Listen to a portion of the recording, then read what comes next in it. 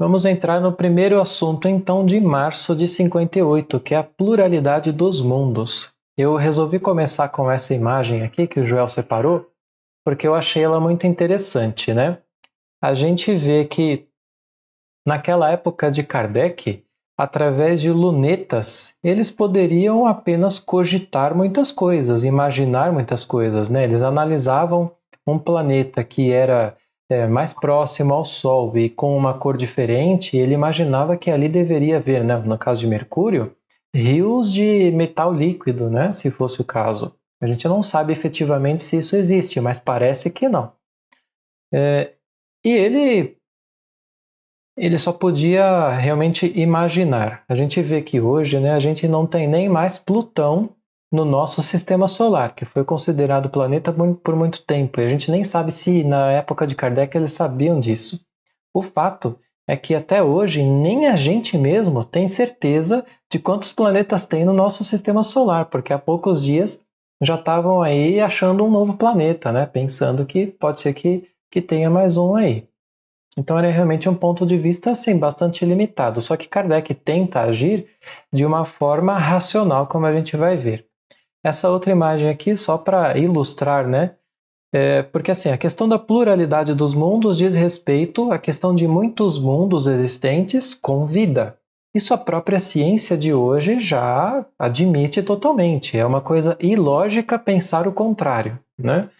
E aqui, esse You Are Here é onde estaria, né, o nosso sistema solar, ou talvez a nossa galáxia, né, eu imagino, num pontinho no meio de um turbilhão de outras coisas, em que cada pontinho desses seriam outras galáxias, e a gente não faz ideia do que é o sistema do universo, né? A gente não faz ideia. Então, posso comentar sim, um pouquinho? por favor. Vamos lá, tá? Primeiro, só dizer que essa imagem que tu mostrou agora por último, You Are Here, não é uma foto, tá? É uma imagem, é uma imagem teórica, Sim. né? Para deixar bem claro. Kardec tinha um amigo, tá? Eu não sei o quanto era essa amizade, mas um Camille Flammarion, Verdade. tá? Que apesar do nome ser Camille, é masculino, tá? Que era um astrônomo, era um professor notável de astronomia, um dos astrônomos mais entendidos, teóricos, que tinha na Europa naquela época, e ele ajudou muito Kardec na elaboração dos textos e revisões dos textos na parte que toca a astronomia. Legal. Tá? Então, teve ajuda, além da ajuda dos espíritos, teve ajuda material de Camille Flammarion, que inclusive tem livros considerados espíritas. Tá? E uma última coisinha que eu sou obrigado a falar. Uma questão que se diz muito de planeta X, planeta chupão, planeta isso, planeta aquilo. Gente, cientificamente, isso aí não é que seja impossível, tá? Eu não tem nada a ver com revista de Kardec, tá? Mas é só uma coisa que no meio espírita se fala muito do planeta que vai vir. Gente, se um planeta entrasse no sistema solar, todos os outros se movimentariam. Sim. A vida na Terra, só do planeta chegar perto, já acabaria toda a vida do planeta Terra em um segundo, em alguns instantes. Você quer dizer por causa da... Você quer dizer esse pensamento que dizem aí de um planeta tal que vai chegar perto vai perto, e vai arrancar almas e não sei o quê, tá? Esses besteróis todos aí, tá? Se um planeta chegasse perto da Terra ou simplesmente perto do sistema solar, abalaria a harmonia gravitacional. O sistema solar se desintegraria, se bateria, enfim, teria que ser um físico para explicar isso, né? Mas só a questão é, no meio espírita se fala uma bobagem chamada planeta chupão que vai passar. Só para dizer que isso aí é um besterol, né? Desculpe usar esse termo, tá? Mas infelizmente é. Sim. Tá, gente? Sim. Tá joia. Bom, Continuando aqui então, Kardec, eu preciso voltar à minha tela, né? São tantos botões para apertar para controlar isso aqui. Vamos lá. Então, Kardec faz um ensaio teórico racional, algo que hoje os próprios cientistas, talvez na época eles nem pensassem em grande parte tanto assim. Hoje eu imagino que seja a maior parte deles que sim, com certeza deve haver vida em outros planetas, inclusive em planetas muito próximos. Kardec elaborava assim, hipóteses de haver vida até física como a nossa, né? Até em Marte, e a gente já sabe que a gente chegou na Lua, né? A gente chegou lá e não vimos nada, né? Só tem poeira. Isso não desmente nada, né? Porque a vida, a gente sabe, pode se dar, como está até falado pelos Espíritos no Livro dos Espíritos, em, vamos chamar de vibrações diferentes da nossa, né? Em estados de matéria diferentes da nossa, né?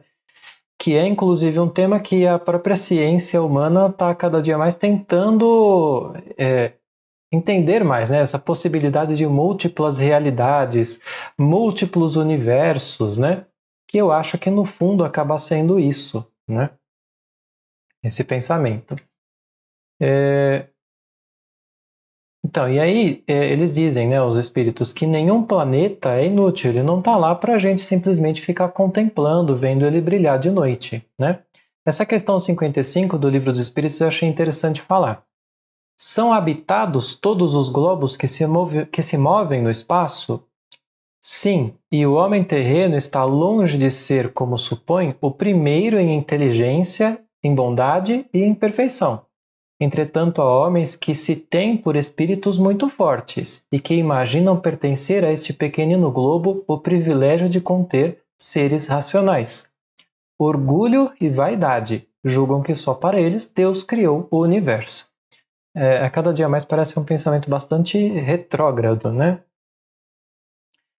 E como seriam essas vidas em outros planetas, né? Se elas serem iguais à nossa, de outra forma, são micróbios, são vaporzinhos, né? Etéreas, né?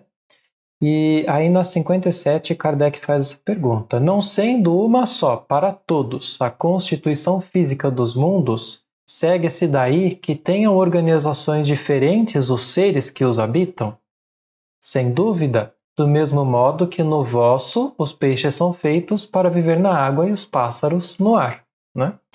Então, de acordo com cada globo, por exemplo, a gente não poderia ter seres vivos com a nossa constituição vivendo em Mercúrio, né? Porque é muito quente. A Ariane quer falar? Pode falar, por favor.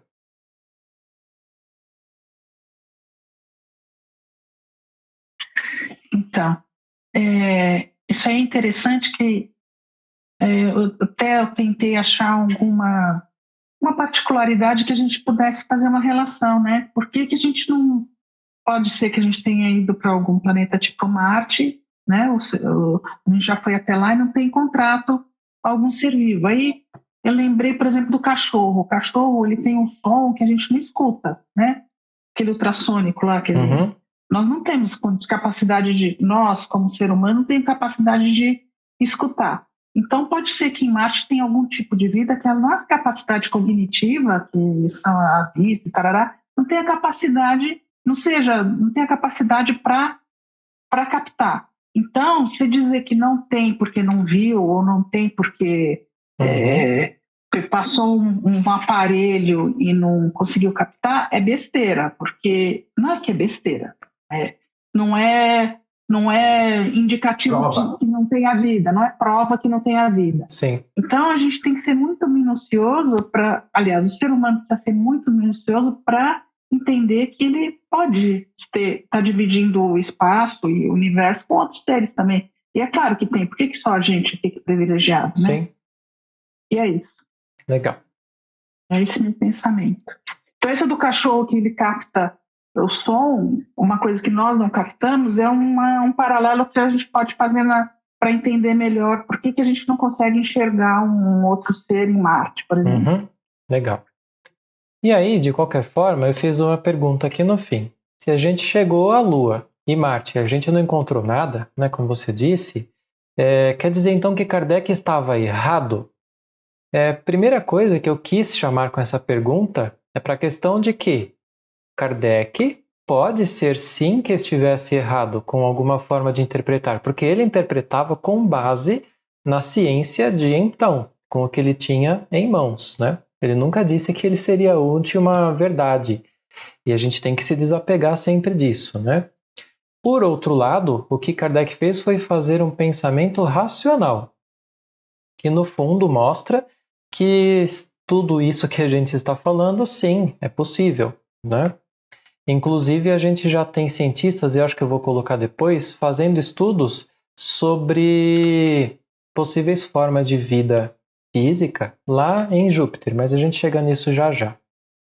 Aqui eu só coloquei essa imagem porque essa daqui já é uma imagem real, tirada por uma sonda da superfície de Mercúrio, que é, teoricamente assim parece bastante diferente do que Kardec teria imaginado naquela época. Então vejam, a gente já conseguiu chegar em Mercúrio.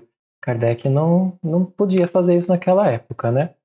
Eu fico imaginando se eu fosse Kardec nesse momento, na minha humildade, mas eu penso assim, é claro que ele está acompanhando tudo isso, essa evolução da humanidade, e ele sendo um espírito ligado às ciências, né? Eu fico imaginando ele do lado de lá, se não deve passar na cabeça dele assim, pelo amor de Deus, me deixa voltar, porque está tão interessante para a gente poder seguir em frente com essas coisas, né? Mas tudo ao seu tempo. Vamos... Oi?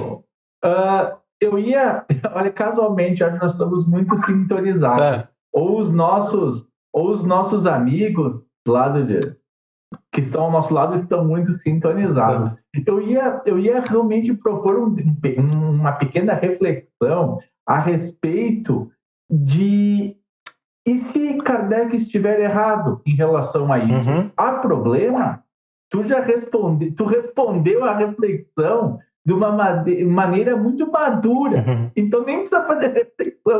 Tu já fez. Mas eu só quis chamar atenção para esse fato, porque eu acho muito importante. Kardec pode ser que ele errou nisso. Sim. Não desabona o resto da doutrina. Sim. Né? Tem a questão que eu acho que a Ariane vai explicar depois, né? A questão do fluido semimaterial que é utilizado para fazer os corpos em outros mundos, né? Mas a tua Ariane vai falar depois, né? Sobre essa parte. Ah, legal, né? Que também complementa o que tu vem falando, né? Que eu acho que a chave da questão é essa aí, a questão da semimaterialidade. Como a gente não vê espírito, a gente não vê a vida lá. Sim. Por questão disso, né? E também, quem sabe Marte não tem nada, no próximo tem. A gente não tem como saber, né? Sim. Só o dia que chegar lá, mas vai demorar muito. Sim. Muito, muito, muito. Com certeza. Vou passar, tá bom? Então... desculpa. Joel, fala aí. Não, uma questão importante do que nós estamos falando nesse momento da reunião é que Kardec fazia as perguntas. Quem falava da vida em outro mundo eram os espíritos, não era o Kardec. Ele não tinha condições naquela época. Assim como nós hoje, né, temos sondas, né, e tudo, vão a Marte, vão à Lua e não veem vida. Também. A questão é a nossa materialidade que não nos permite ver a vida nesses mundos. Sim. A gente vai voltar nesse assunto já já. Eita! Tá? Então aqui eu só achei interessante colocar mais essas questões do Livro dos Espíritos. 182. Nos é possível conhecer exatamente o estado físico e moral dos diferentes mundos? Kardec está falando assim, a gente não pode perguntar, vocês não podem contar tudo pra gente aí não, né? Nós, espíritos, só podemos responder de acordo com o grau de adiantamento em que vos achais. Quer dizer que não devemos revelar estas coisas a todos, porque nem todos estão em estado de compreendê-las e semelhante revelação os perturbaria. Não só perturbaria, como se os espíritos começassem a falar, naquela época, sobre conceitos que hoje existem na ciência, mas não existiam naquela época, ninguém ia entender nada, né? Então isso é importante. E a 186. Haverá mundos onde o espírito, deixando de revestir corpos materiais, só tenha por envoltório o perispírito? Sim, há. E mesmo esse envoltório se torna tão etéreo que para vós é como se não existisse. Esse é o estado de espíritos puros. Aqui ele fala dos espíritos puros, mas eu acho interessante porque assim, nós sabemos que nós desencarnamos e continuamos como espíritos, muitas vezes orbitando aqui a Terra, espíritos muito imperfeitos continuam aqui ao nosso lado por não conseguirem sair da vidinha, do mundinho, continuam criando coisas que eles acham que precisam fisicamente, e essas coisas para eles existem, né? Apesar de serem criações mentais. Então, nada impede que, por exemplo, em Mercúrio ou em Marte, que Kardec cita que os espíritos dizem, né, que é um planeta mais atrasado, que esses espíritos imperfeitos se reúnam ali e nem sabem que estão ali em outro planeta, porque os espíritos se transportam pela velocidade do pensamento, né? Então é algo... Complementando, Paulo, isso que você falou agora, daquelas perguntas do Livro dos Espíritos, que fala onde os espíritos permanecem na erraticidade, né? Não entrando naquele papo de cidades espirituais, mas no Livro dos Espíritos diz que os espíritos, quando se reúnem em bivaques, tá? Qual é a localização desses bivaques? Nos mundos primitivos. Tá? O que vocês acham? Que ele se referiu a mundos primitivos? Querem dizer planetas novos? Planetas em formação? Ou será realmente que mundos seriam realmente cidades, né? Será que encaixa nessa pluralidade dos mundos? Pois é, né? Talvez, né? Eu acho que primitivo quer dizer menos evoluído, assim, menos moral e menos... Para mim, primitivo quer dizer isso. Uhum. O Joel que pode explicar melhor para a gente por causa da palavra e tal, mas para mim primitivo é que está primário, né? Ou seja, que é mais... Sim. É menos moral, mais rude, não é rude, não sei explicar. Sim. Não sei dizer que reúnem espíritos mais imperfeitos. Primário. É o sentido moral, é primitivo no sentido moral do planeta, não é no sentido dele, o planeta já existir há muitos anos. É o sentido moral de quem o habita, como aqui é a Terra, né? É um planeta de provas e expiações. Nossa moral é baixíssima. Sim. Bom, seguindo em frente, então... tem mais duas questões. Substância do perispírito é a mesma em todos os mundos? Não, é mais ou menos etérea. Passando de um mundo ao outro, o espírito se reveste da matéria própria desse mundo, operando-se essa mudança com a rapidez de um relâmpago. Isso, inclusive, está dito em fevereiro, né, naquela comunicação com aquele espírito, que eu não lembro o nome agora, onde ela fala isso, né, que quando ela se transporta pelo pensamento entre os lugares, o perispírito dela, daqui deste planeta, como se ele se evaporasse, e no outro planeta ele se reconstitui com a matéria daquele outro planeta. E na 188, os espíritos puros habitam mundos especiais ou se acham no espaço universal, sem estarem mais ligados ao mundo do que a outros. Eles habitam certos mundos, mas não lhes ficam presos, como os homens ficam na Terra.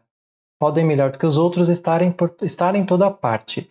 Acho que isso, até por serem espíritos puros, eles não estão, teoricamente, encarnados ali, né? Como nós. Eles podem se mover. Ariane? Queria falar um pouquinho sobre isso aí. É que, assim, os espíritos, na realidade, responderam para Kardec sobre o mecanismo. Mas sobre a química, vamos dizer assim, entre aspas, a química do perispírito, eles não sabem do que é feito. Uhum. Então, se você falar que ele é feito de... Eles não sabem. Eles falaram isso. Tá. Assim como eles não sabem do que é feito o espírito, né? Vamos dizer assim também, entre aspas, o organismo do que é feito o espírito. Sim. Então, é uma coisa... que, pelo que eu entendi na Gênesis, que eu estava lendo essa parte, ele fala que ele não sabe, que eles não sabem responder. Uhum. Tá. Pelo menos não naquela... Acho que não é nem que eles não sabem. Talvez eles falam assim, eu vou falar que eu não sei para eu não ter que ficar explicando mais, porque agora não é o momento, né? Talvez. Pense assim também. Ele fala assim, aí ele fala assim, no mundo de vocês, vocês sabem explicar tudo que existe? Não sabe. A gente também não sabe explicar tudo que existe no nosso. Também é verdade. Ele fala praticamente isso.